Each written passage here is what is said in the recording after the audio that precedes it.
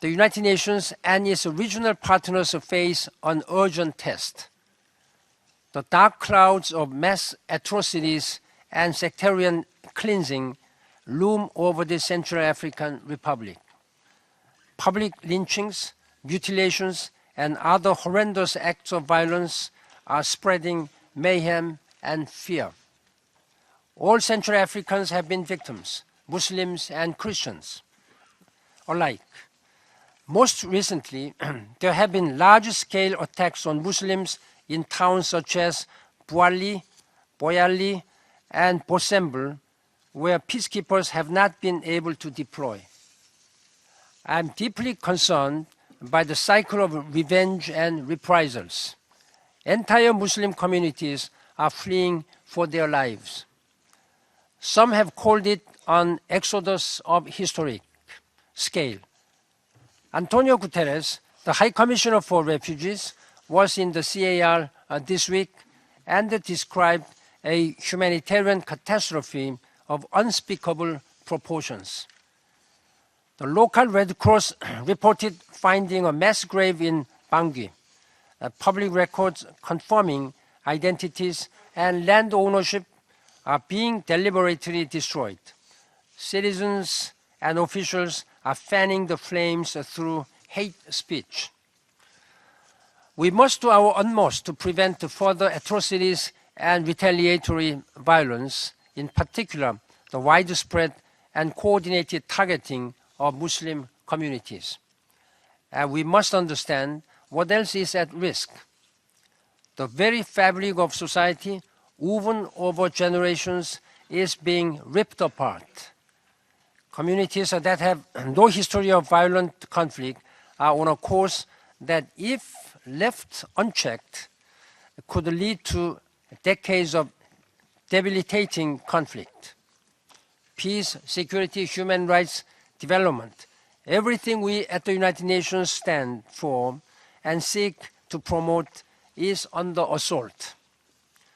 We must live up to the promises made around this table to act swiftly and robustly in the face of such bloodshed.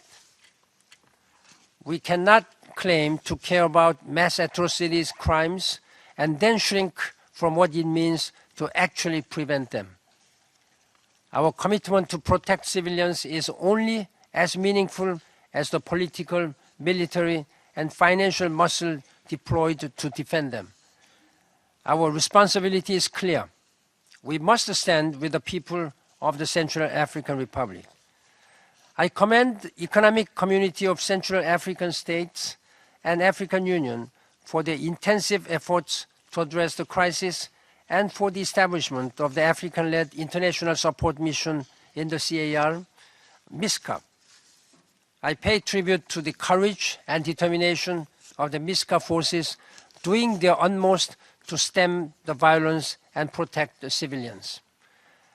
I appeal to the international community to urgently provide MISCA with the support it so clearly needs to save lives now.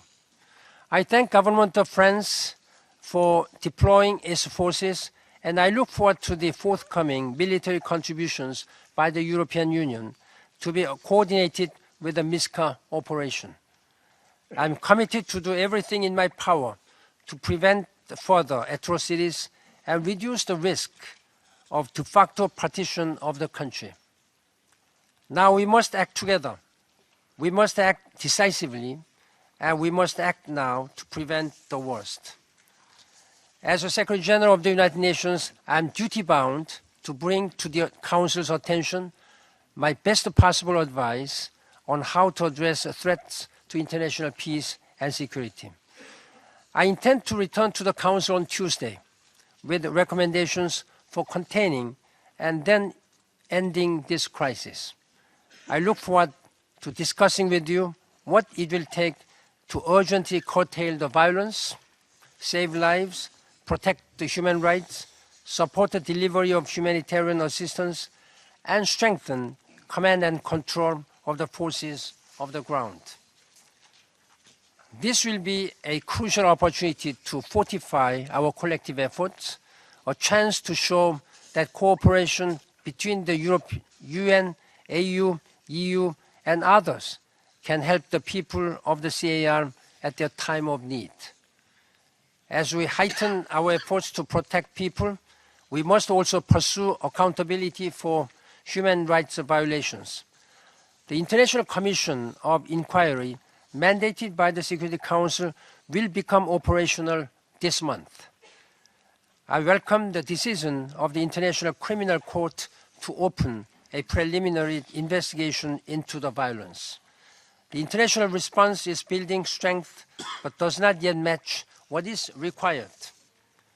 It is critical to do everything we can to support efforts of President Catherine Samba Panza in her courageous efforts to stabilize the situation, promote dialogue, and find political solutions.